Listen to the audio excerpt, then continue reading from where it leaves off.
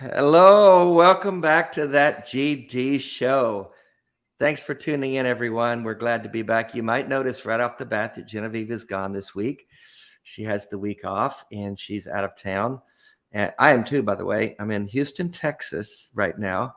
And I was at the Oasis yesterday speaking and doing the show from here. And our co-host replacement is Eve Was Framed. Y'all know her. Hey, Eve.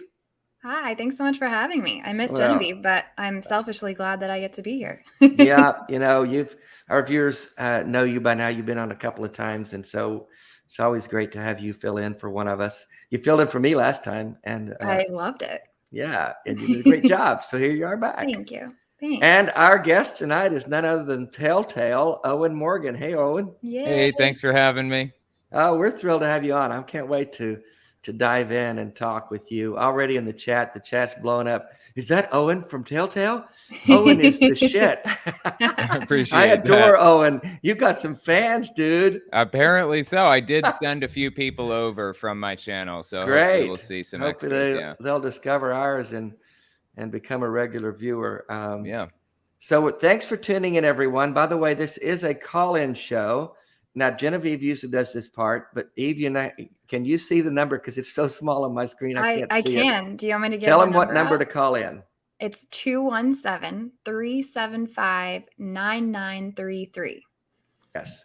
We invite you to call in with questions for Owen, questions for Eve, questions for me, comments, all the above. Anything, actually. We invite you to like and subscribe if you're new to the channel. If you came over because Owen sent you, we thank you for that. Hopefully you like what you see here. You like and subscribe. Don't take your Patreon support away from Owen, but if you want to add us to your list, we'd be grateful for that. We always appreciate the super chats when they come in. I told Owen that we try to acknowledge them as they come in, but sometimes the conversation is such that I just don't want to interrupt it. So, we kind of catch up as we can, but we do appreciate your support. Another couple of announcements I want to make before I forget, because I almost forgot last week. We're shifting the time after tonight. This is the last week that we're going to be on at this time. We're going to be on 2 hours later.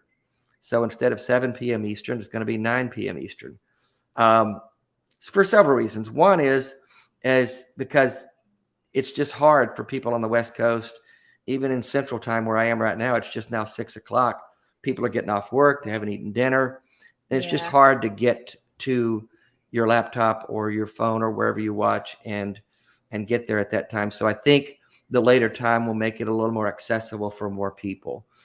And there's a Greg, my friend Greg Markowski, our faithful super chatter, 1999. Aww.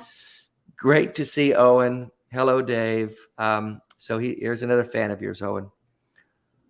Greg's a faithful. He's every week. He jumps in at the first super chat at 1999. I love it. That's awesome. He's a good fan. So yeah, the show next week will and thereafter will be at 9 o'clock Eastern, and because we like to have more of the live viewers. And another thing we're doing, starting next week, we haven't decided whether to do it this week or not.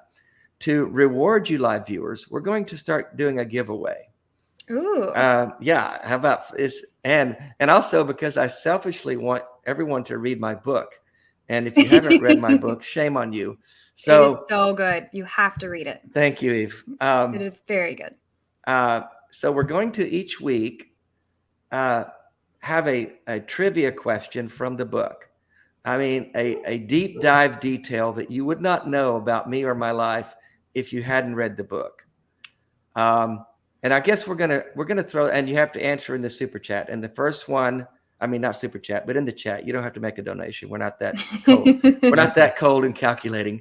But you're gonna win something. We haven't decided. It's either gonna be it's something from our store, a T-shirt, a mug, a travel mug, something with that GD show on it, or the Dave Out Loud stuff like Eve has on. Oh yeah. Yeah, show your shirt. Our newest. Our newest, I'm sorry, Owen, we usually don't do this much self-promo. Oh, it's fine. No, I'm just hanging out. Okay, I'm so sorry. We're kind of having to catch up on some things. Hey, good. Darren, thank you for your super chat, $9.99. Much love, Dave. I watch Owen every Sunday night. There you go. Oh, nice. His show is amazing. Love seeing Eve back as well. Aw, Peace thanks, and love Darren. to y'all. And I do, Owen, I watch your show too. You got some really good stuff, man. I appreciate that. We're going to get into it, but I'm really, really a fan of your content. I really am. Thanks.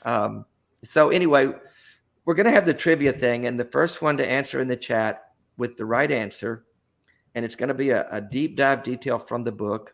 Oh, there's our 666 Antichrist super chat. Heathen in the house. Hey, Kim, thank you for that. Weekly support for Dave, and me and my hubby watch all of Owen's content. I See, there's appreciate another that. fan. Look at Yeah, this. I guess so. Look at the love. I love it. I know. I feel so loved. Well, you should be. You're doing great work. Anyway, to wrap that up, we're going to do a trivia thing each week, a deep dive question from the book. So if you haven't read the book, you're going to want to get the book because you can win T-shirts, coffee mugs, all those kind of things. And we think that more people will be able to watch live because we'll go to the later time slot. So, and it's a really good read. And you can get it on Audible if you don't like reading. So there you go. You get to hear me for 12 and a half hours. Who could not love that? You narrated it yourself? I did. I did my own reading. That's cool. I was really hesitant to, because I really don't like the sound of my own voice.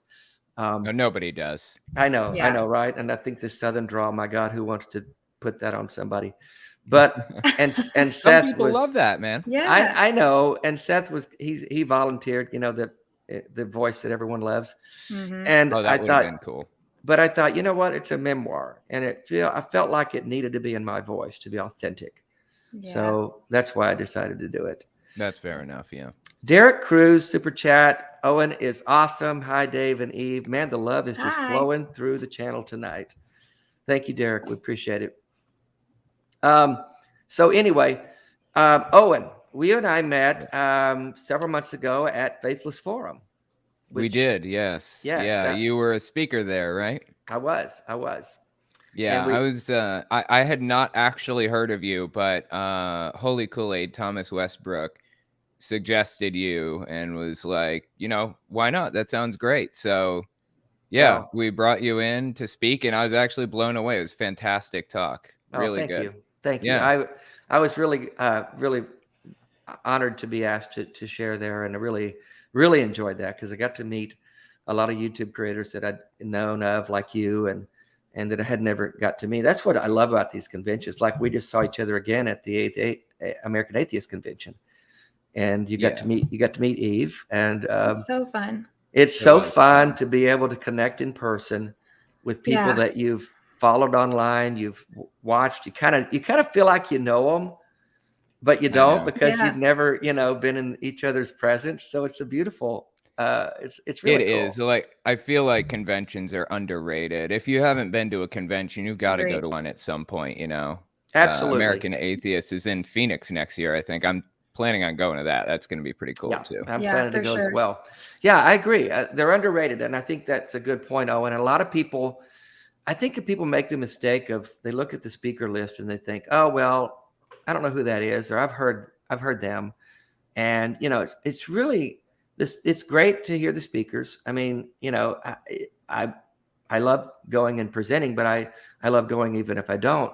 But it's not about that. It's about having those times just to sit and hang out and to get to know someone in a better way in person. So that I'm a big fan. Yeah, I'm going to get to as many of them as I can. Networking opportunities alone make it worth it. Just meeting everybody, Yeah, and it's so fun. Okay, just a little tidbit. You know who the skeptic is, right? Owen, have you seen his work? I met him at the place. Yes. Okay, so I was really cool. He is, and I was a fan of his work. So the very first night we get there, Bevan and I are sitting in the restaurant there, off the foyer, and we're having a drink and a bite to eat. And I get this message, comes up on my phone, and I start reading it out loud to Bevan. And it says, hey, we talked a while back. You may not remember. This is John, blah, blah, blah. And by the way, I'm in the restaurant sitting right across from you. Oh, that's funny. And I looked up and he's staring at me. He's waving. He's so snarky, man. That really guy is something else. Oh, he's a fun guy. We had a blast just hanging out and talking. So those kind of, that's what I'm talking about. Those kind of moments are just priceless when you really pull it down. The human connection. Yeah.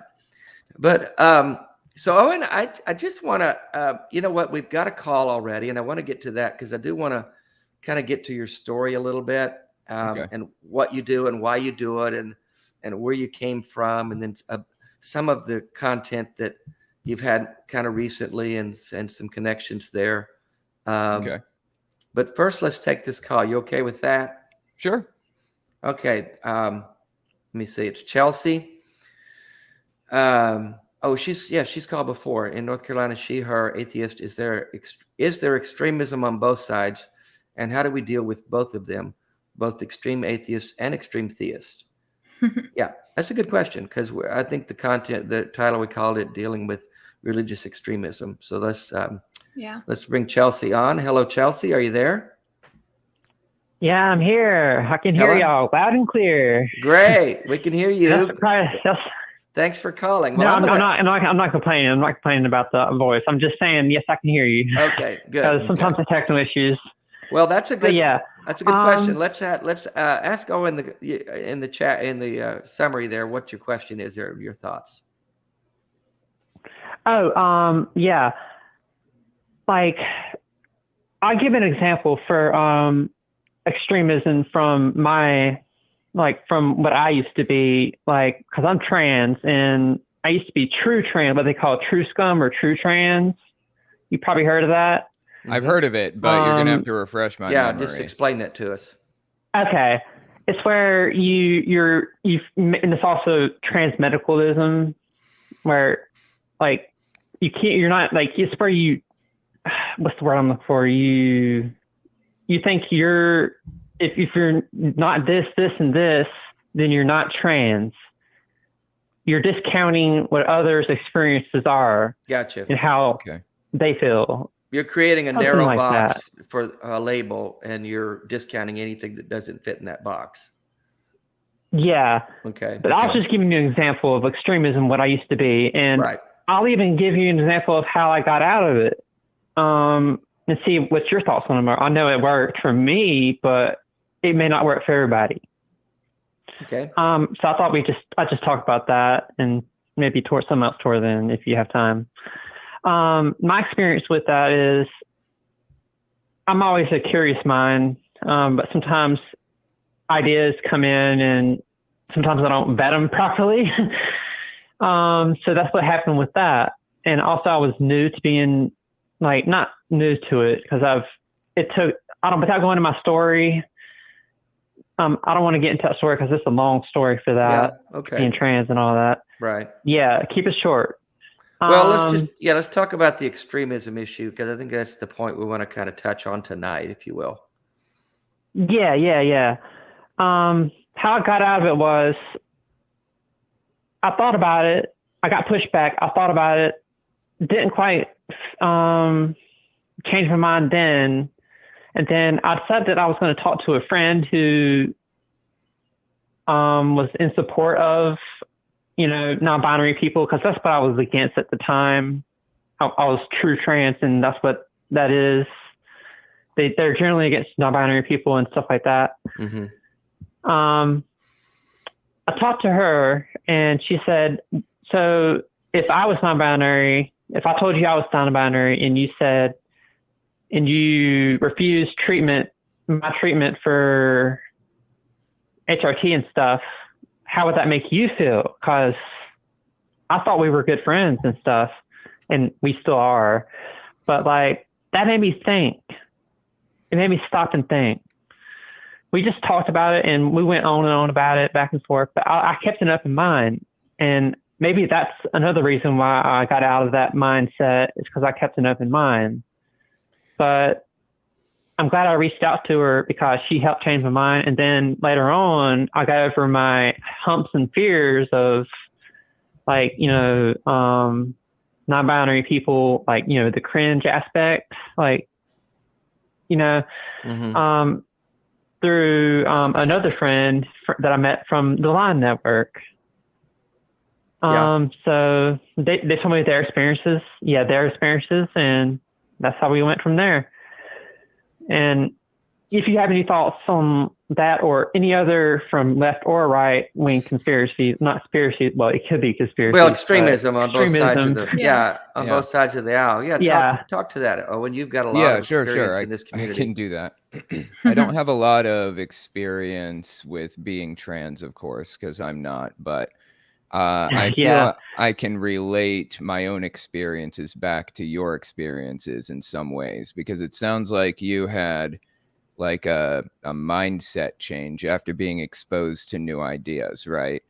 When I was in Jehovah's Witnesses, I had a certain set of ideas about certain things. And, one thing that Jehovah's Witnesses are really bad about when they're on the inside is spreading rumors about others and picking up on those rumors and telling them to everybody. And the reason is because they want to make sure that they're the most righteous person around. So they'll find any little thing to pick at with, their fellow Jehovah's Witnesses, and they'll pick at it. They'll try to destroy this person unless they're the most holy person too. So when you exit the religion, you have to kind of get rid of this desire or this like innate need to find flaws in other people and exploit them and point them out and things like that. That's something that you kind of have to almost like deprogram from yourself. When you leave Christianity in general, a lot of people come out of it with right-wing ideas and never kind of threw off those those extra like white supremacist ideas. They left Christianity and kept the bad stuff with them. Same with Jehovah's Witnesses. And it sounds like it's similar to what you experienced. There is a level of extremism that you carry out when you come out of an extreme ideology. You realize that a lot of this stuff is fake, but you don't realize that you're carrying all of the entire ideology behind it that came with it. Right. And recognizing that is important. You have to be willing to question everything from the ground up. Everything. So yeah, that's my experience with it personally. Did that answer the question? Yeah, it does. And I think you did a great job. And I think it's very similar to, my experience as well, even though, we have different, pathways that we went through. Right. Are you okay? Or how about you give your thoughts if you have any? How about that, Dave and Eve? Well, Eve, I know you came out of an fairly extreme version of evangelicalism yourself. I did. I think the thing is there's fundamentalism in all areas of society, and especially if you start on one side of the spectrum with fundamentalism, extremism, you oftentimes come to the other side and still carry that, just like Owen was sharing. And I think a big way to reduce that is getting out of our bubble. So if you just go from an evangelical bubble to an atheist bubble, you're still going to, have that same fundamentalism. You're not going to be hearing from the other parts of the world and society. And so I think just expanding, like you were saying, Chelsea, just having an open mind. And to me, that looks like having a connection with people outside of your strict beliefs. I think it's great to be firm and secure in what you believe, but don't be so secure that you're not letting any other thoughts in that bubble. Yeah, I would add on to that. Oh, by the way, I got cookies, faithful fan. She says, hi, Dave and Eve. Hi, Owen. Hi. Big fan. Thanks. A lot of fans here tonight, Owen. Yeah. I'm not surprised. I'm a big fan too. Yeah. I appreciate that.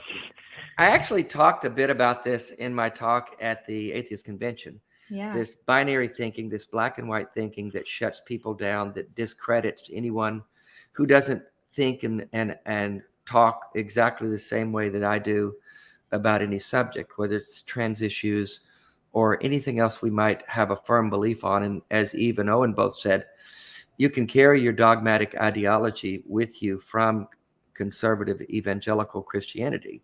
You can carry that mindset of dogmatism and certainty. The certainty is what kills us. And the way, as Eve said so well, the way I think to combat that is to have the conversations, open your mind up to other ideas and other ways of looking at things. And don't be locked into one way of thinking and one way of talking, and find the gray, find the nuance. There are going to be people we disagree with in the secular community. I'm not going to line up lockstep with everyone on every issue. And that's the point. We came out of religions, I know in JW and the fundamentalist evangelicalism that both Eve and I came out of, there was no room for free thought. It was groupthink. You had to line up with the party line on every issue. And if you didn't, you were corrected or scolded or even shunned. Yep. And as atheists, as free thinkers, that's what that means. We should be able to have different ideas and different ways of looking at things. And when we disagree, let's have the conversation. Let's find the gray areas that we can agree on, or the places we don't know as much as we think we do. Yeah. And I think what you've experienced, Chelsea, in your own personal experience is similar to that. And it sounds like you were able to have some good conversations and come to some better places of agreement with people you had relationship with.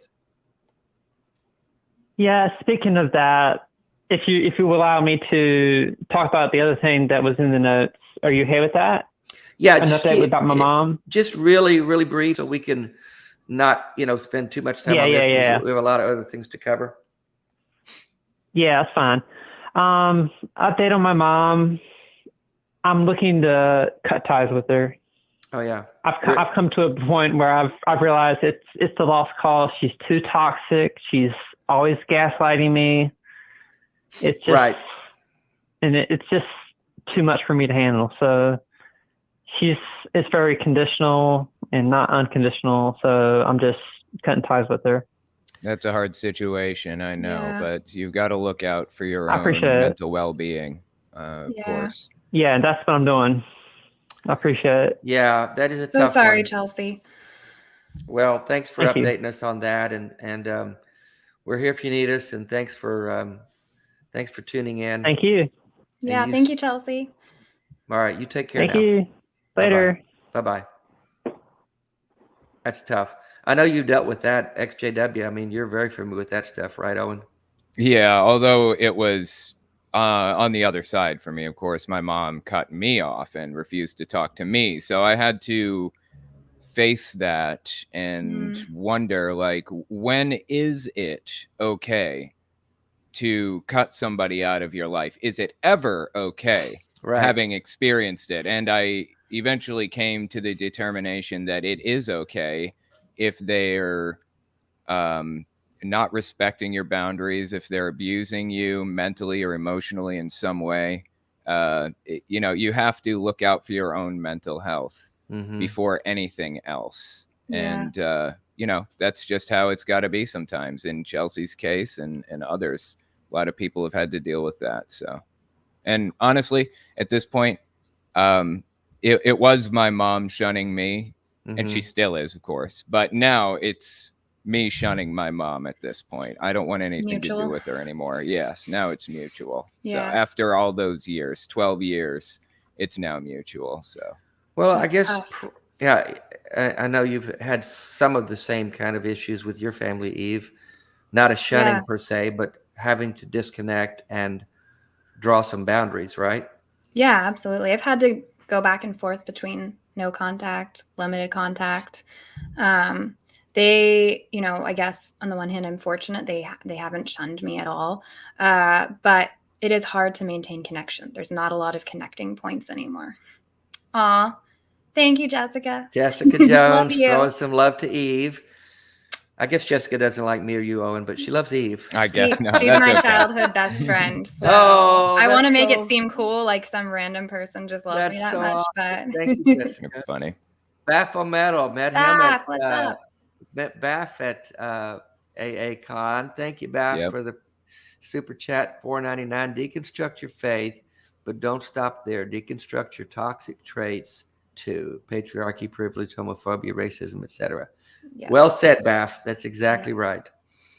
So, Owen, I mean, I was going to ask, and I want to get into your backstory a little bit for the two people that might not know it. But I was going to ask, I know I have thoughts on this in terms of family, because I'm disconnected from much of my family as well. And at one point, I was officially shunned by 2 daughters, and still have one daughter that doesn't have a relationship with me by her choice. But in concerning your mom, Owen, if she were to contact you in some way and you sensed in her a shift, a change, where she was approaching you in a different way with a different kind of conversation, what would your reaction to that be? That's a tough question. Over the past 12 years, I've wanted to have a relationship with her, and it's hurt me to not have a parent in my life, Right. But in the past 2 years, I feel like our lives have touched at a couple of points. For example, my dad died not long ago. My grandfather died. I went to his funeral, and I had the opportunity to see how my mom acted at a funeral, and it was piss poor. She was terrible. It was like she was using any opportunity to manipulate the people around her and things like that. So at this point, I don't think that it's a Jehovah's Witness thing anymore. If it was just the Jehovah's Witness thing that was preventing me from talking to her, right, I would absolutely get past that. And if I saw a shift, I would talk to her and I'd be friendly with her and try to work with her or whatever else. But I've come to realize that it's just her personality, that she's just a deeply terrible person. That's hard. It is hard. Yeah. That's really hard. I'm sorry. That's why I've come to the point now where the shunning is now mutual. I'm not dealing with her anymore because she's been nothing but toxic for 12 years. And I came to realize it's not just the religion, it's her personality. So I see.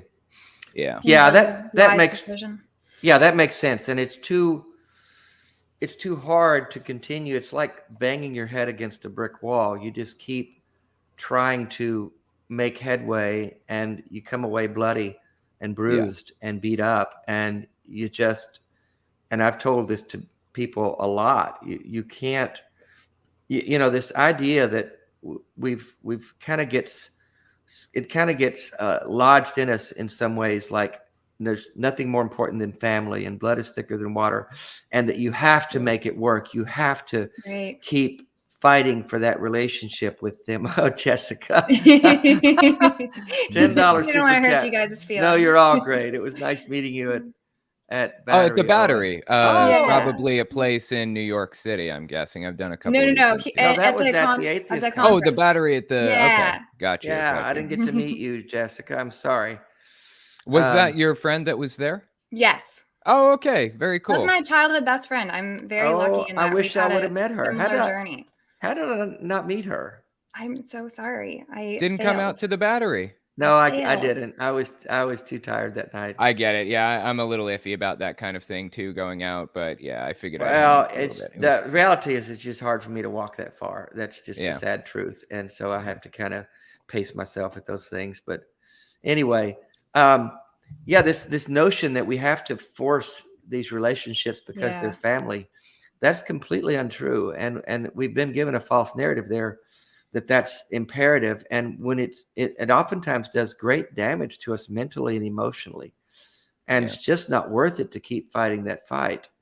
And it is sad to not have a relationship with a daughter or a mother or a dad, or it's terribly sad, but at times it's just necessary, unless or until something changes.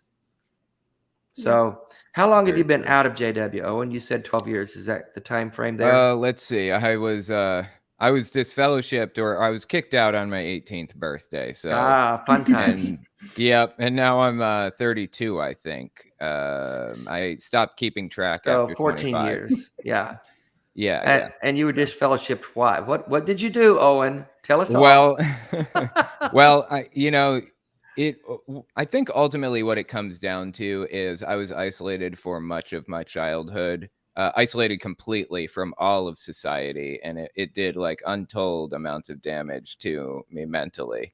And I finally went to high school, like public school, for the first time in like 4 years, and got some friends and hung out with some people there, and went to a couple of parties and hung out with people and stuff, and that involved some drinking, alcohol, and some boy.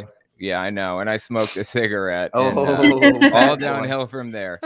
I'm sure you guys fully understand, coming from evangelical backgrounds, how serious those offenses are. But we were able to sin and repent and still be, as long as we repented, we could be okay. Right. See, that Jehovah's Witnesses hold that too, but they have like a governing, like a governing body. It's a judicial committee is what they call it. Three people that decide if you're really repentant or if you're lying. And they decided I was lying. So. And they discern, they can read your heart, huh? They can discern.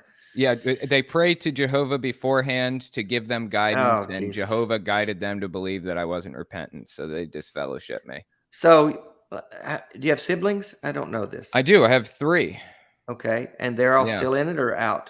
Interestingly enough, every single family member that was in the religion is now out, except for my mom. But I was the second person in the family to leave the religion. It was my brother, and then it was me. And I was shunned by my other brother and my sister and my 2 parents, my aunt, my 2 cousins, like the whole family.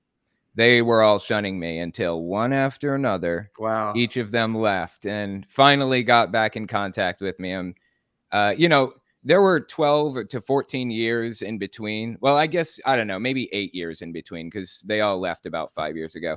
Probably 8 years in between where there was 0 relationship, and it was just burned to ashes, and we didn't even know each other anymore, So coming back into a relationship after 8 years is like coming into a brand new relationship. Like, I don't even know who the person is anymore. I grew up with my sister and my brother, but they are a very different person at 25 than they were at 17. So you kind of have a relationship with them now. I mean, do you feel like it's a normal kind of relationship, or? I feel like one of my, it's complicated. I feel like my 2 brothers have kind of gone down a little bit of a right-wing rabbit hole, which is kind of unexpected, honestly. Good relationship with my sister, though. Yeah, my sister's pretty cool. She's on Twitter and stuff with me, and Nice. Well, I know, Eve, your family situation is a bit discombobulated as well, right? I mean, it is. I'm the only one that's out. Right. And you have 3 sisters and a brother, right? I do, yeah. Yeah. Yep. And 5 kids total. Pretty big family, huh? My older brother was adopted later in life, like when we were already technically adults. He fit into the family. He's amazing. He definitely has his own independent life.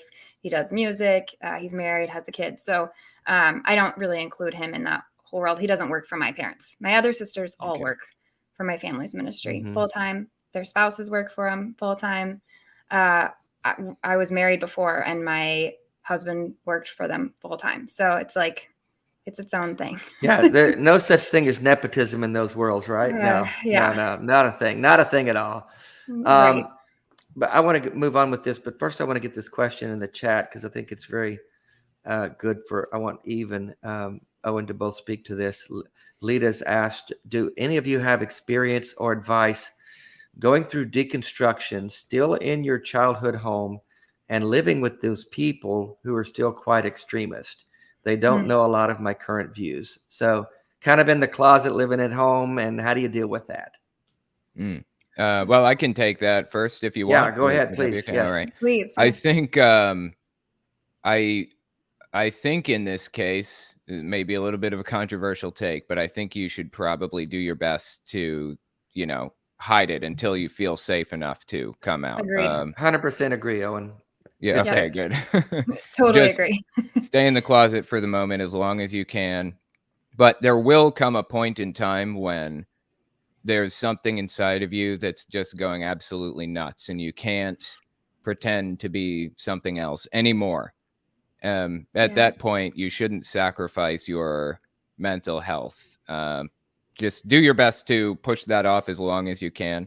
And while you are, maybe have some non-confrontational conversations, like street epistemology style, just kind of asking questions and poking little holes in non-confrontational ways. And I don't know, just make them think. Use a Socratic reasoning type of thing.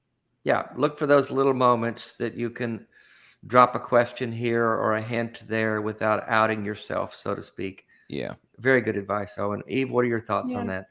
Yeah, I agree with all of that. I think your safety and your day-to-day living is what you should take into account first. And if you're living with a lot of tension, then that's not worth coming out.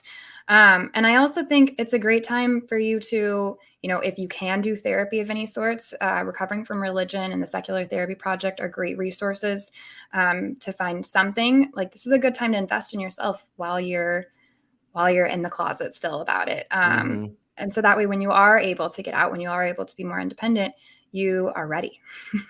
Yeah. And you want to make sure you're ready so that you're not putting yourself in danger, either physically, emotionally, financially, any of these things that could be problematic just for the sake of taking a stand.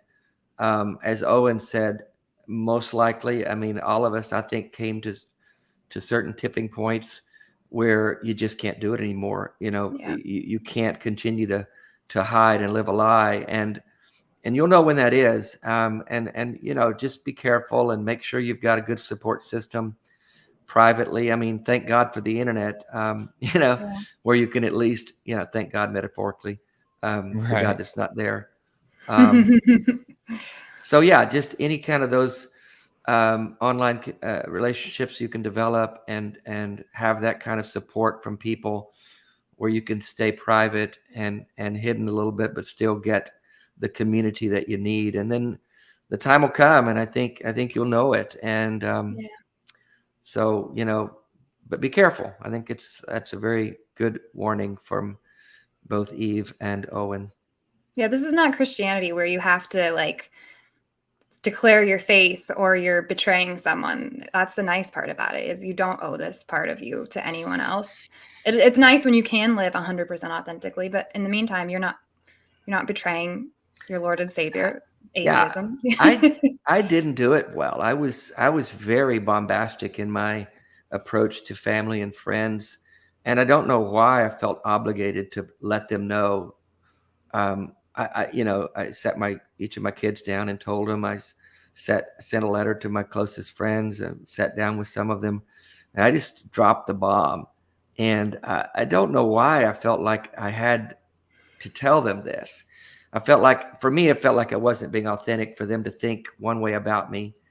I was a pastor to many of them, and I felt like, I didn't want them to continue looking at me as some kind of a spiritual leader when I was secretly praying to Satan, So I just felt like I owed it to them. But Eve said, I didn't. I didn't. I don't owe anybody anything. It's part of your identity at one point, and you knew that it's probably currently part of their identity. Yeah, exactly. Yeah. So good luck to you there on that, Leaders. Appreciate you asking that question, and we're here if you need it. But so Owen, you've been out a while, and what got you to? When did you start doing your YouTube show and becoming, as they say, an atheist activist? Was there a period of time when you just kind of had deconstructed and were kind of letting that simmer and then kind of gradually, or did you jump right in? Or tell us about that. Yeah, definitely. Before I mention, though, I did want to say one thing. When people come out of the closet as LGBT or as atheist or as anything at all, it makes it that much easier for the next person to come out of the closet. It normalizes it just a little bit more because, you know, your neighbor's cousin, she just had somebody come out as gay in her family, and she's handling it just fine. So I think I can handle it just fine too, you know. So the more people come out of the closet, the easier it is. That's why it could be considered controversial, but you don't need to come out until you're ready to come out, until you're financially, emotionally, and physically safe, as you said, right, Dave? That's a good point. But anyway, like I was saying about the atheism and the activism, I actually got involved in the YouTube community, just kind of watching YouTubers at first, 2013 to 2016, I think. Which is many people know a grim time for YouTube atheism. Yeah. I don't know how much you guys know about it. I didn't know. Why was it grim? Why was it grim? I'll fill you in, baby. Yes, Here please, I am. Please do. So there was this whole anti-SJW movement back then, anti-feminism, and you know, it just it got so stupid. A lot of the atheist YouTubers at the time were like eating themselves alive with hate over feminist activists. And it actually came to the point where I'm not going to start drama on here, but one of the atheist YouTubers at the time actually encouraged his fans to vote against a referendum in Australia that was like, should we have gay marriage? Should we legalize gay marriage or whatever? Or would you legalize gay marriage? It was a referendum. I don't think it had any actual weight to it. Wow. But they were sending it around in Australia to find out, like, a public poll or whatever. YouTuber actually told his audience no, to stick it to the SJWs. Wow. He wanted to stick it to people who were pro-gay and pro-feminism and all that stuff. So like, what have become the thing that you hate at this point. So anyway, they all these YouTubers around that time, these atheist/skeptic YouTubers, went down an anti-SJW rabbit hole where they all hated feminism and everything else. And I was on YouTube to hear about atheism, to listen to people talk about atheism, and they were all gone. They all went down the anti-feminist rabbit hole, and I felt like I was like the one left standing looking for this. So I decided to do it myself. I didn't see very many ex-Jehovah's Witnesses. I didn't see really any atheists on YouTube at the time. So I started my channel March 11th, 2016, I think. And I've been doing it ever since. I guess I filled the void because my channel grew really quickly. Probably because everyone else was off on other stupid subjects. So, yeah. So good for you that they were being idiots, right? Yeah, it worked out well. I want to say hi to Gary Booker. Thank you, Gary. $49.99 super chat. Gary. Wow. Thank you, brother. He's got a question here. Owen, I'd like you to speak to this. Eve, is you as well. Okay. He says, hi, guys. What up-and-coming content creators can you recommend? What are some good ones you've seen that you would recommend, Owen, that are up-and-coming?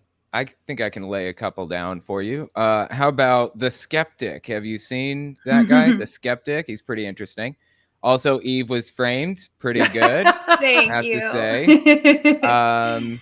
There are a few around. Just kind of take a look around. You can search YouTube, and you know there's like an advanced filtering option, and you know you can come up with some pretty interesting stuff. But those are the two I'd recommend. Of course, Dave Warnock, and of course Owen Morgan. Stuff. Yeah, I know, small time guy. Just no. Anyway, I want to talk a little bit about your content because I really like what you do and how you do it. And an interesting connection that you had with Eve that I discovered watching your show one night. Before I get to that, because I think I'll get down that rabbit hole and won't get up from it. I wanted to back up just a step or two. I knew you used to live somewhere else, and you shared a story about why you had to leave there. Are you okay with talking about that? Because you shared it at the Faithless Forum. You're talking about me, right? Oh, yeah, totally. You, Owen. Sorry. Yeah, definitely. Yeah.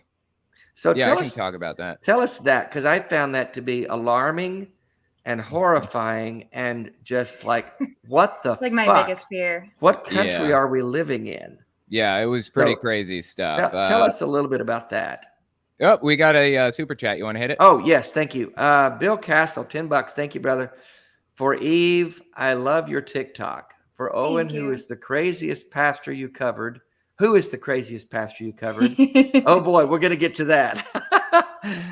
I think Cat Kerr is what Cat Kerr. He means. Cat Kerr. Oh yeah, I know Cat, the orange, purple hair lady. Pink hair lady near the top of your list. Yeah, we'll come to my church all the time. Oh my God, really? She's a nutter butter. Yeah, we'll get to some of the crazies in a minute, but tell us about when and why you moved, because you were just doing that when I saw you at Faithless Forum, right? Yeah, I was in the process of it. So basically, my daughter was in health class, 6th grade health class, and her health teacher in West Virginia, her health teacher was talking about how atheists are bad and just all kinds of stuff. Also kind of attacking the LGBT community, saying however you want to dress or whoever you want to date, i.e. if you're trans or you're gay.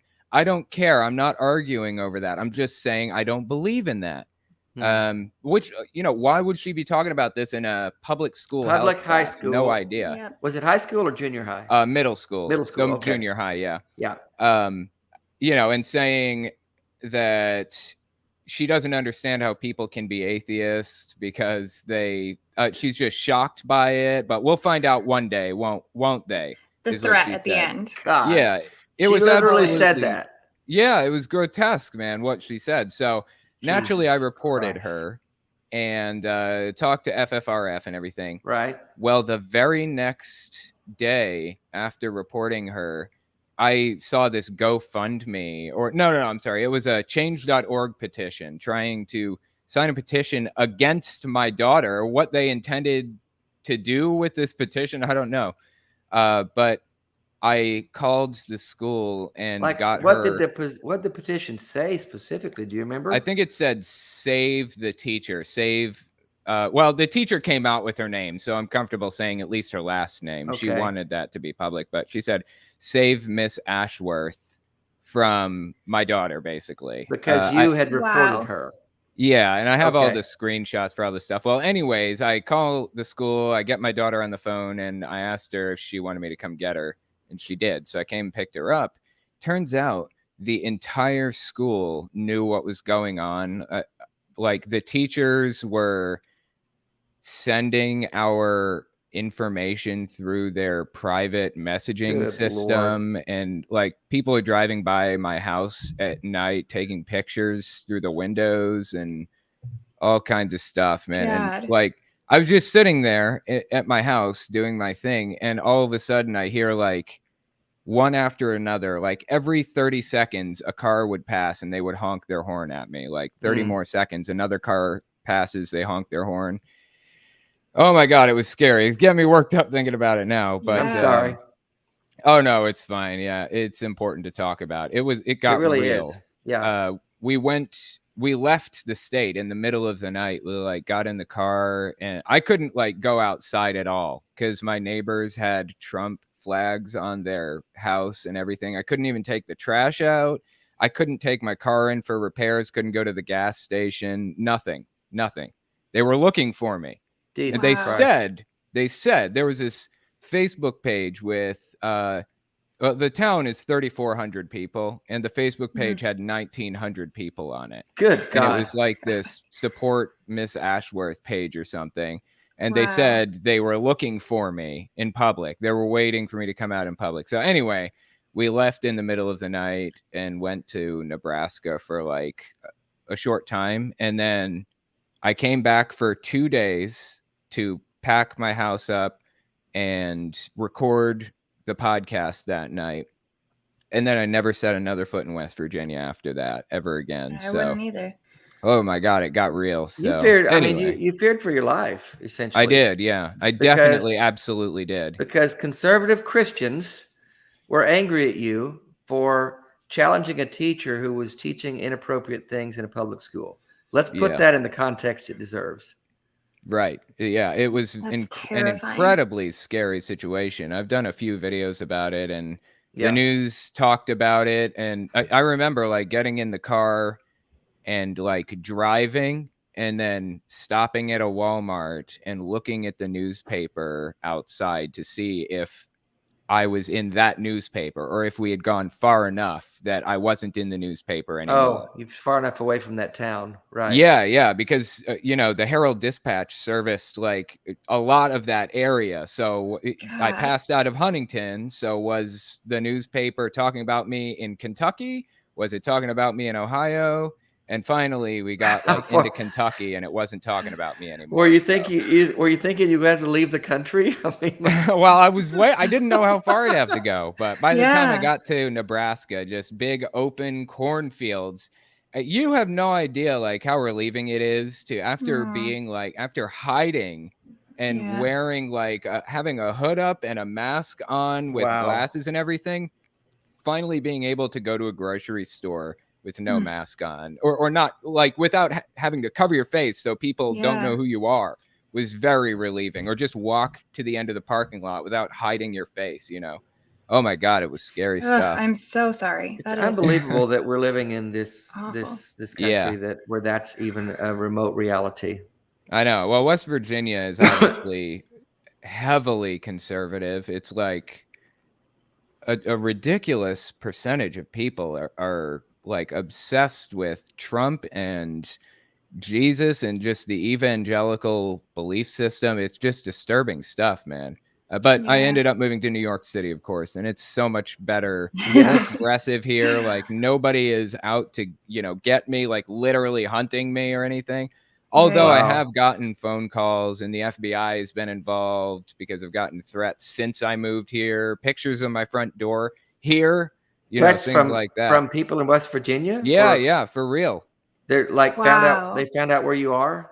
Yeah, Jesus they're Christ. That bored and angry. That's I moved again, although I intended to move again, so that wasn't like a planned thing or whatever. So they don't know where I live now, and I have a doorman.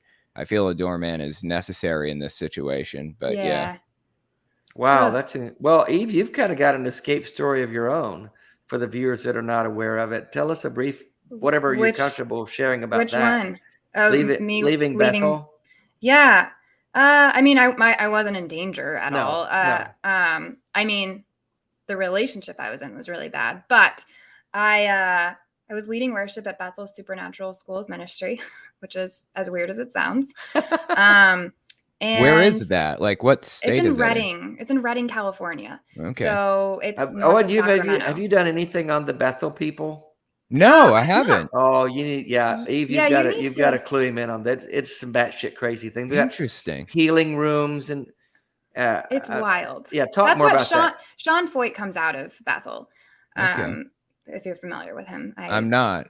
Oh, I'm writing we need these to chat names later. down right now. Yeah, I've got a list for you. Yeah. Okay. Yeah, so it's a crazy place, but I was leading worship there. It literally took me just being there 4 months, and I was a complete atheist by the end of it, which I'm thankful for it forever for that. It sped up my process because stuff was so toxic and so spiritually abusive, and yet I also was in an environment where I was getting to learn more about the Bible than I ever had before, and learn about other cultures and religions and science. And so I had to finally ask the question of, is there even a God at all? And I was supposed to be like leading worship that week and everything. I packed a suitcase. I was married at the time. I got a one-way ticket back to my hometown that I hadn't been to in years and said I would never go back to. And I left the next day. It was my birthday, actually. Spent the day in San Francisco, spent the night at the airport next to some interesting characters, and then caught the first flight out, and I never went back. How old were you? This was about 6 years ago. So I was like 26. Yeah. 25, 26. I can't do math. So that is super interesting. Wow. Yeah. And just think about how desperate you have to be to take those kind of extreme measures. I know, Owen, you were fearing for your life and the life of your family, but I think Eve, hello, Anton. Thank you for that super chat, 55 Mexican dollars. Owen, how many lawsuits have you won against aggravating Christians? That's funny. Well, lucky for me, I haven't had to get involved in legal battles at all.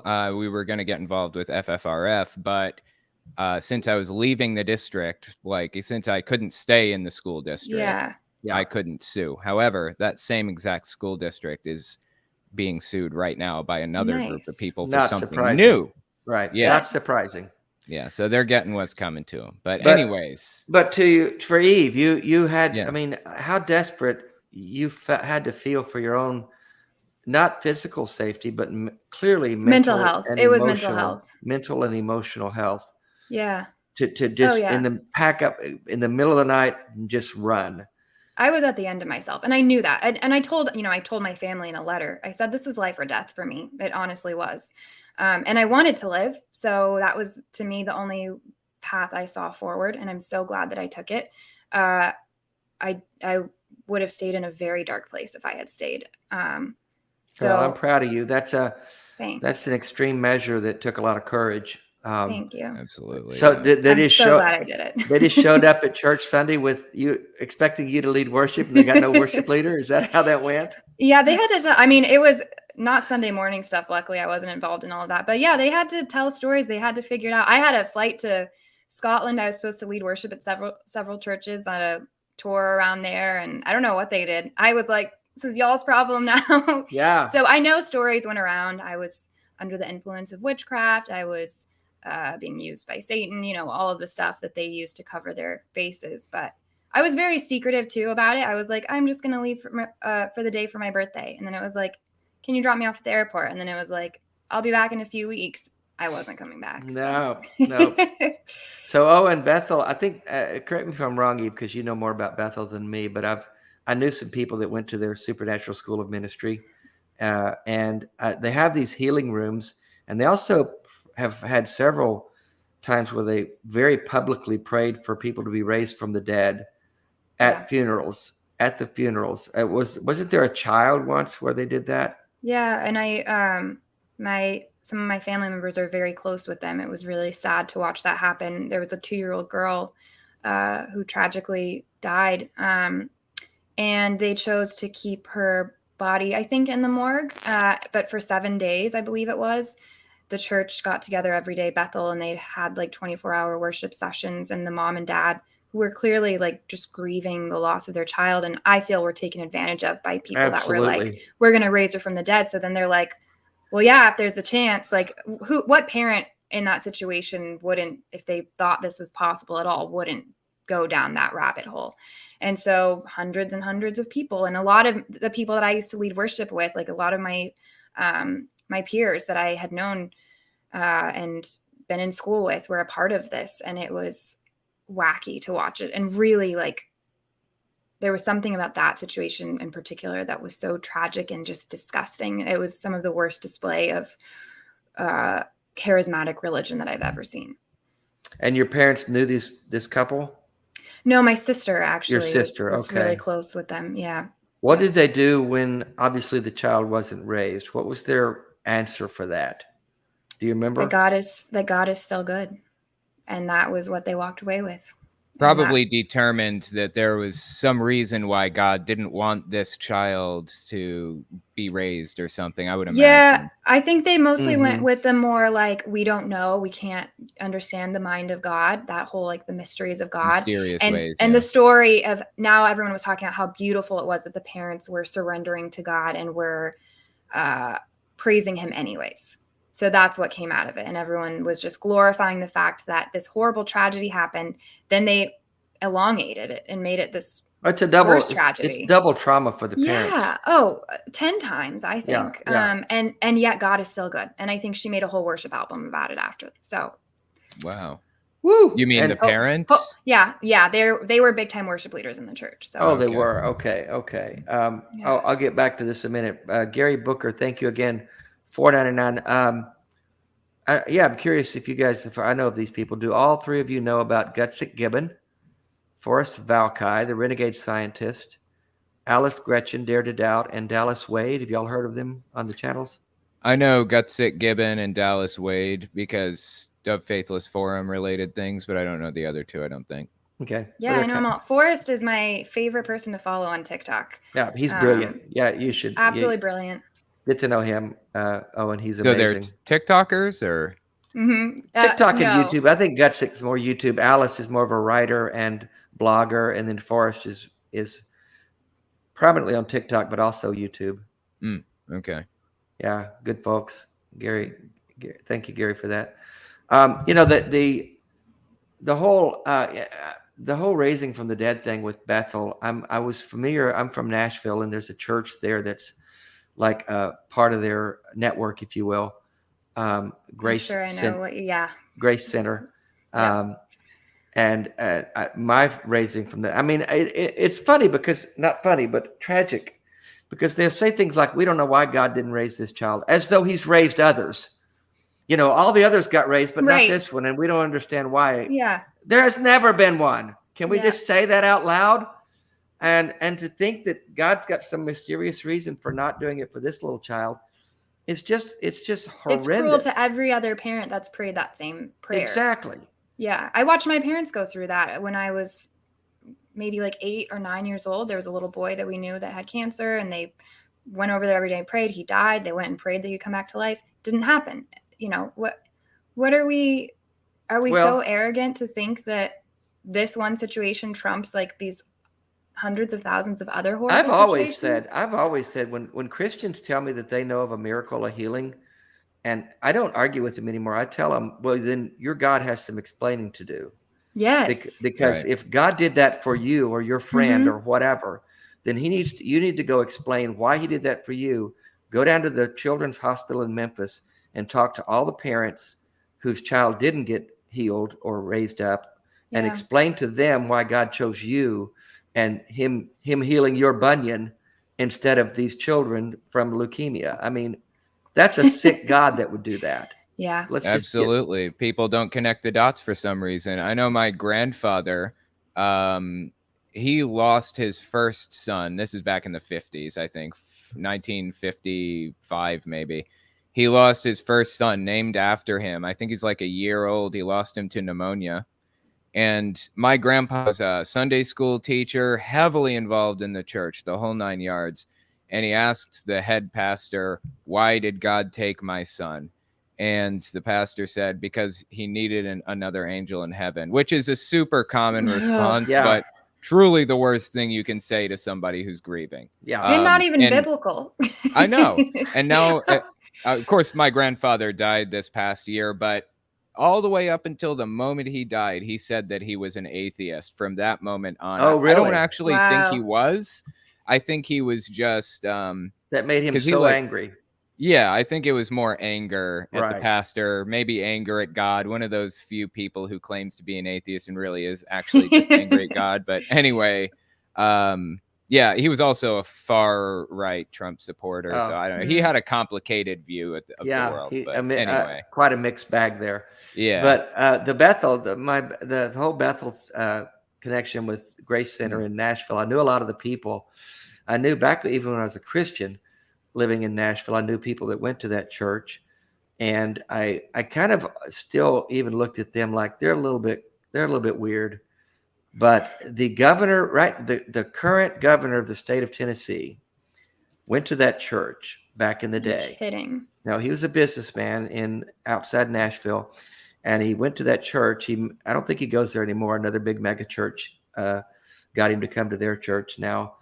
But his wife was tragically killed in a horseback riding accident, died suddenly. They had a service, a 3-day service at the church with her in the coffin and prayed for her to raise from the dead. And he expected her to be raised from the dead. That's who's now leading the state of Tennessee. Well, that explains a lot. Why even go down that road? Seriously, it's just like my grandfather. Why would you say that to somebody? Why would you get their hopes up when you know it's going to be dashed to pieces? I don't know. Do you think they really believe it'll happen this time? I think some of them do. Yeah. I mean, the pastor of Grace Center thinking that this prominent businessman, that God somehow is going to honor their prayers when it's never happened before, but this time it's going to? Are they just thinking that somehow God will make an exception this time? Or are they just in on the con? I think they genuinely believe, and I think it's a lot of like spiritual narcissism or arrogance, for lack of a better word. Like they always, everyone's God's favorite, you know? Yeah. So for them, it's going to work out. God wouldn't make me go through this much pain, so he'll do this for me. Yeah. So, by the way, if you want to call, we've got lines open. That number, once again, Eve, is... It's 217-375-9933. And also, if you haven't yet, like and subscribe. If you want to support us on Patreon, that's in there too. And remind you, if you came late, we're shifting the time starting next week from 7 p.m. Eastern to 9 p.m. Eastern. Now, since we've been talking a little batshit crazy, and to go back to the people you've covered, Owen, your channel, if you had to describe your channel for someone that has no idea what you do, how would you give the elevator pitch? What is the Telltale channel all about? Okay. Well, for a long time, from the very beginning, I always described it as examining destructive cults and oppressive religions. It's super simple and straightforward, just a few words to get the point across. Generally, I think I try to cover people who seem to be so outside of reality, like so disconnected from the worlds that everybody else lives in, that it's like hard to make sense of how they got there or what they believe or why. And I generally try to understand the psychology behind how they got there and why they can't find their way out, or how we can help them find their way out. I would say that's basically what I try to examine. So you're basically trying to shine a light on this extreme religion, this extremism, this so far outside the realm of reality, so that people who tune in can make sense. What's your target audience? Who are you trying to reach with your shows? Well, I think who I'm probably trying to reach is people that are starting to realize that the stuff that they've been taught their entire lives isn't really adding up. Probably people that are on the fence a little bit are the ones that are coming to my channel and not super sure. And something that I recognized early on is that you're going to be talking about people that your audience has respected deeply for their entire lives. And if you start calling them idiots and morons and making fun of them and stuff like that, I don't think that it is a good way to help people see how truly ridiculous some of these things are. If you insult the people you're talking about, I think it tends to turn people off who may be on the fence. That's just my experience with it. And that's why I try to take more of a moderate, not jump down your throat and start screaming and insulting people. I don't take that approach if I can. I try to be a little bit more polite about it. Although I absolutely do understand the desire to just shred somebody, from top to bottom. But it's hard to resist that sometimes, right? It is. Low-hanging fruit is just the best fruit sometimes. But that's not really my approach. Well, and so even I've known each other for a while, and so I wanted to talk about this for just a minute, because I messaged you, Owen, but I was watching your channel a few months ago, and you had a show on about a pretty far out there preacher, and you were kind of just showing some clips from things he was saying, and I realized, oh my God, it's Eve's dad. Yeah, it's Eve's father. Oh yeah, it's Eve's father. And so I messaged you, Owen. I said, you might be interested to know, he's got a daughter who's a very outspoken atheist. And you said, oh my God, I've got to talk to her. Away. I know. Blew me away. We connected. That was hilarious. Right here is another good reason right here, because you never know when you're going to meet like the family member or the brother-in-law or whatever of somebody that you're talking about. And it's just going to shred that relationship instantly if you've just, spent the past 30 minutes talking shit about them and making fun of them. Exactly. And that's stuff. when I messaged Eve and I said, you want to check this out. And I said, it may be hard to watch. And she said, no, I'm used to it. I know. I get sent stuff daily. I know what he's saying. I know it's out there, but I told Eve this, and I'll tell you this, Owen. I told you this. Owen was not bashing the guy. He was not. He was not It was very kind. It was compassionate, very empathetic, and like genuinely trying to understand. I mean, you would say things like, I just don't understand. I just want to know. The same things I say when I watch. Yeah. What are they thinking? Yeah. And I just thought, I really was just really touched by that, Owen, how kind-hearted you are in dealing with this stuff when it'd be so easy just to go, what's wrong with these fucking idiots? Can you, there are some out there, some YouTubers out there who do that. And I get it, I get it. And that's what I'm used to seeing about my dad. Yeah. I usually see the really cruel stuff that I can't disagree with, but sometimes it's unnecessary. And it's unnecessary and over the top and it's painful to watch because it's still, at the end of the day, it's your dad. And so, they'll make claims that aren't true. I'm like, look, he gives plenty of content, as Owen has showed us, to talk about. Like, there is stuff that legitimately needs to be addressed. And I hope that people that go looking up his stuff come across yours as well, because it's level-headed enough and it's honest, and you just address what he says word for word. So they can't get mad at you and be like, well, he's just insulting and throwing out these claims about him that's not true, Yeah, kind of labeling you as like an angry atheist, as I was saying earlier, Yeah. You're just insulting people. You're just an angry atheist. Yeah, I try to be honest about it. And I really wish that I could find a way to kind of pull people back to like the shared reality with everybody else. I think the video that you guys are talking about was on my main channel a little while back. And if I remember correctly, I was watching him kind of form out like an entirely new conspiracy theory, just like right in front of us, a Humpty Dumpty thing. He hears a nursery rhyme. That's like one of the words. Yeah. One of his prophetic words. Yeah. The dude gets like a nursery rhyme stuck in his head, something that we've all had. I got Old Town Road stuck in my head the other day. But you don't make a prophetic word out of it. Right, exactly. Well, that's what he did. He heard the Humpty Dumpty rhyme just going around in his head, and he started thinking to himself, I think God's giving me a message. I need to understand what God's trying to tell me, and started researching and everything. And it's just so interesting to me. I just wish I could find some way, not just for him, but for like every pastor out there. I want to find some way to understand how they got there, so maybe we can find a way to help them get out of it. Or at least to help their followers understand better what's going on and wake up a little bit. Right. That's at the very least something that we could hope to achieve. Will Judy, my friend, thank you for that super chat. I love what you all are doing. Keep shining light where it's needed. These super chats are so easy to do.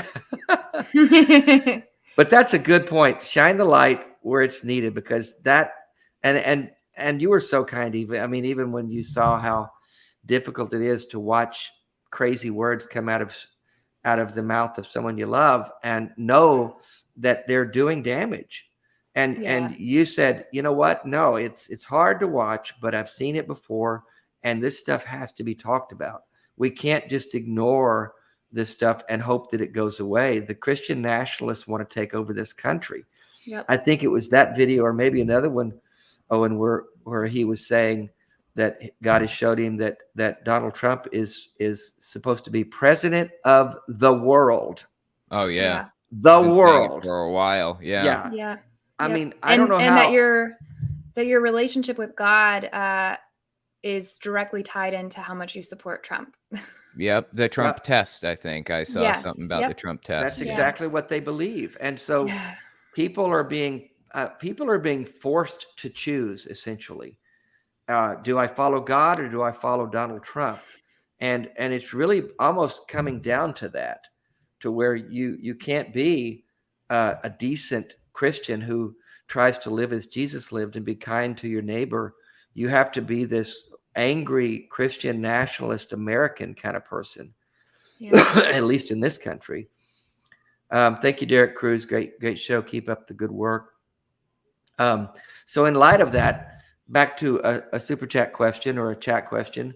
Owen, if you had to pick who's the craziest crazy, the cray-cray that you've had, who would it be?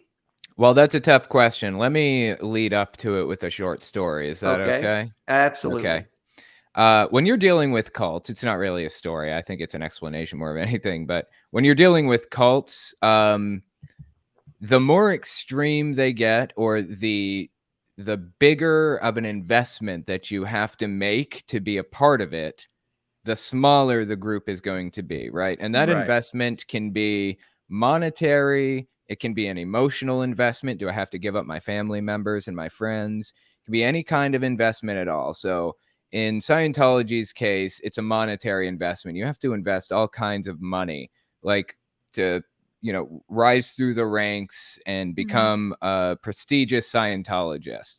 And for that reason, since joining has a high cost, there aren't as many Scientologists out there as there are, say, Jehovah's Witnesses. At its face, Jehovah's Witnesses' cost to joining is low, but it does have a high eventual emotional cost, and a high cost in time. You have to invest a lot of time into being a part of it, right? So I get a lot of people asking, what's the most dangerous cult out there? What's the most dangerous group out there? It depends on what you mean. The most vicious and vile and hateful, I mean, I would say it's probably Westboro Baptist Church, but it only has like 70 members, right? So it's not really that harmful to society if there are only 70 of them. Right. Or do you mean the group that does the most damage to society overall? I would say that would be Mormonism, because it's so large and it has so many members, and it practically runs an entire state. Yeah. So with that context in mind, about the question, which pastor is the most harmful to society, I guess it would depend on what you mean. I think Greg Locke has a smaller following than Kenneth Copeland, for example, but I think he's more vile and hateful than Kenneth Copeland is generally from the pulpit. Yeah. So I would say, if we're going by the measurement of most vile and hateful that I cover on a regular basis, probably Greg Locke. Yeah. But the most damage to society, maybe Kenneth Copeland. I would have to think about it a little more. Well, and there's, I guess the question, there's maybe two different ways to look at it. Like, because some of and I say crazy, I shouldn't use the word crazy, but the ones that are just so far out there, so disconnected from reality, like I think Kat Kerr has been mentioned, but you just don't. I don't think she has that much of an influence. Probably not that big of a following. The problem is she has a huge influence on people like my dad. Oh, I see. She is their prophet, and like everyone at Bethel, and she is like, it's like the trickle down effect. Absolutely. So she may not have like, a church under her, but she's very influential at the top, right? Yeah. That's a good point. And someone like Paula White, who is easy to mock because of just the shit that's they're out all there. Tied in too. Yeah, and they're all tied in, and she's got the ear of Donald Trump, who used to be the president. So spiritual it's not advisor. Exactly. So it's not the size of the net, so to speak. It's how close you are to an influential center. Yep. And that can really do damage. So the work that you do, Owen, and that you do, Eve, and that even I do, I don't really focus on these things as much as you do, Owen. That's the heart of what you do, but it is so essential to continue to shine the light. And I know Hemet Mehta does a lot of this stuff too. And it's just really good to continue. I mean, we could say, how much good is it doing? You could always shrug your shoulders and say that, but we're chipping away. And if you can affect a few people here and there that are, like you said, on the fence, who maybe have listened to a Kat Kerr or a Kenneth Copeland or a Paula White and thought that what they were saying was legit. And when you shine the light on it in a way, then it's just, I'm sorry, Lorraine just wants us to know that God is there, I guess, and Jesus. Thank you, Lorraine. Now I do believe again. I appreciate you pointing out that God and Jesus are something, because they're all caps. So thank you for that. Oh my God, we got some bots in the chat. We got you brought the bots, Owen. We normally don't have them. We normally don't have the trolls here so much. It's okay. But someone earlier said that we all are soulless people. So I'm so sorry to hear that. I don't believe in souls, so agree. So I guess you're right. But I guess the question more so in my mind, and I don't know, Owen, you do this, so we're about to run out of time. I knew we would. I knew we had so much to talk about. Mm-hmm. I used to know Kenneth Copeland. I didn't know him. Really? Oh. Yeah. I listened to, I mean, I go way back in this shit. His son, just to give you a little a side story of levity. I was a Christian counselor at a Christian camp. His kids came to this camp as campers. And his son was a really, just a real piece, little whip. I call them piss ants, back at just sassy and, disrespectful and everything you would think of from a big time person's kid. Well, he squirted me on the go-kart track with oil. So, and I said, you little rascal. So I waited for my opportunity. And when we were going past the big lake, and I got him off the cart and threw him in the lake. So I threw Kenneth Copeland's son in the lake at camp. Oh, that's funny. Yeah. But Kenneth Copeland back in the day was not as crazy as he is now. He was just a Bible preacher, thought he had a real message. The word of faith message kind of came from Kenneth Hagin, who was kind of the word of faith pioneer, where everything was all about your faith and God would bless you if you had enough faith. And it was kind of the prosperity message roots, if you will. But his message was pretty just basic, really preached he wasn't this wild-eyed lunatic that he is now with blowing COVID away and shit. Do you think, and I know it's a broad question, but how many of these people you think are legitimately believe what they're saying? And how many of them are just con artists who've gotten a message that they know can bilk people out of money? It's an interesting question. I've actually thought about this a lot. And my answer to every single one of them that I talk about, all of them, is they are all true believers. And then I take a step back, and on an individual basis, I will examine each one individually and think, I've seen Kent Hovind say some things that he knows full well are lies. Yeah. He has intentionally lied to, whatever. And for that reason, I think Kent Hovind specifically, just that one, I don't, maybe he is a true believer, but I think he's like nefarious about some of the things that he does. Yeah. Ben Shapiro is another person. I think he knows full well what he's doing. He's lying. Yeah, he's lying. Basically every other pastor that I cover, I think that they're all true believers. Greg Locke, true believer. Kenneth Copeland, I think the guy is just, I don't know. I don't know. What do you think? I think he believes his own press. I think when you live in a world that is such an enclosed bubble, and everyone around you is telling you how great you are, and you have no critics, and the critics you do have, you just ignore them, you silence them. They're Satan attacking you. I can't get on a plane full of demons, so I have to have a private jet because the demons are going to attack me on this plane. Right. So anything that comes against you is demonic. And you've said that for so long that you really believe it. Yeah. You really start believing your own press, and you believing what comes out of your mouth is the word of God. And does he really think he's blowing COVID away? I think he does. I think he believes that, and now does he look around and say it actually went away? He never checks. they never come back around to see if the prophetic word came true. Agreed. Because it doesn't matter. They're on to the next one. And once it comes out of their mouth, they're done with it. It's had its effect on the hearers and the followers, and they're just on to the next word of God. And they just never stop to examine anything. And I don't think their followers do either. Yeah. I completely agree with you on that one. Since we mentioned Kenneth Copeland, I don't know if you remember this, but there was you know his whole bit with the jet where he got in like a lot of trouble. Oh yeah.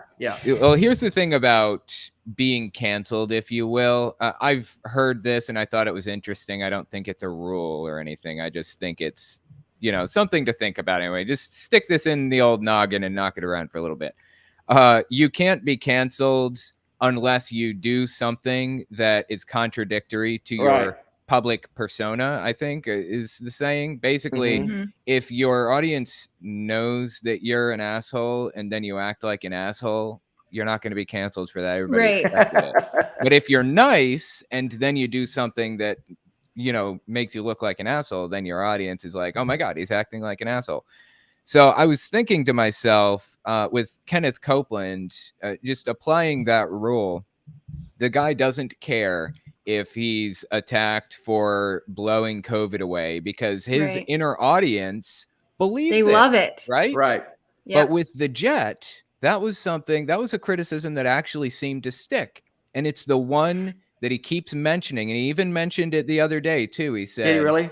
Yes, he said to somebody, dude's name was Jeremy. He's sitting there. I have a video of it, I think, on Twitter. He says, the one thing you need to do, Jeremy, if you want to really be persecuted, is to buy 2 airplanes. That's what he said.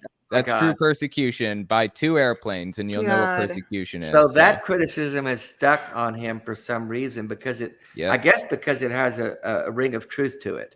And somewhere deep inside, he knows that's too extravagant. Yep. And his audience is probably yelling at him about it. Honestly. Yeah. Why do I want to keep giving to this guy who's just going to go buy another jet? Yep.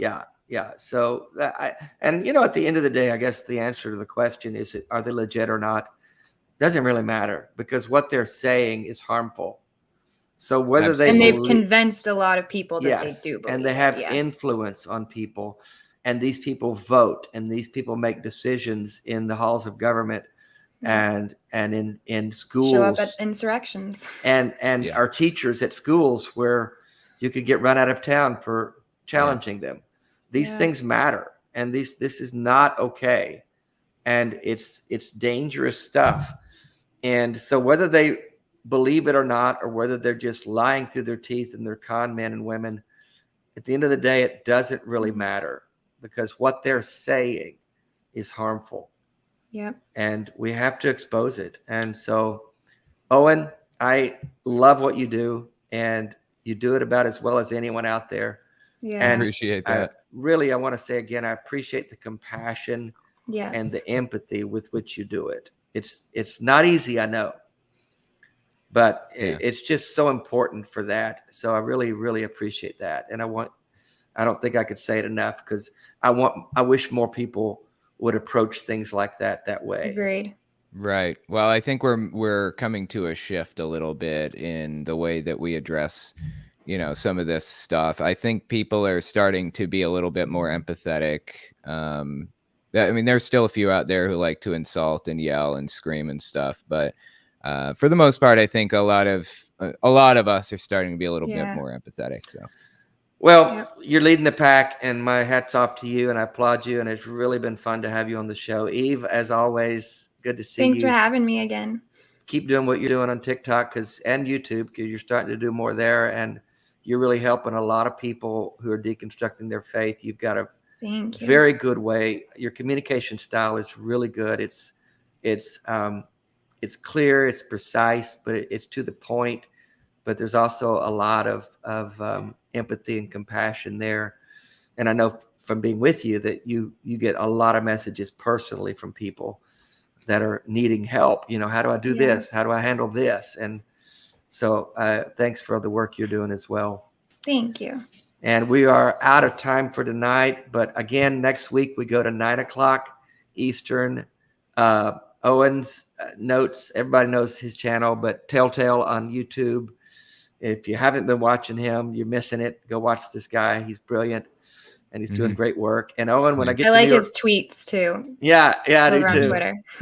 And when I get to New York City to see my son, we're gonna have a drink or a coffee. Okay. Absolutely. All right. Love you, brother. Love you, All Eve. Right. And that's our show for tonight, folks. Bye, everybody.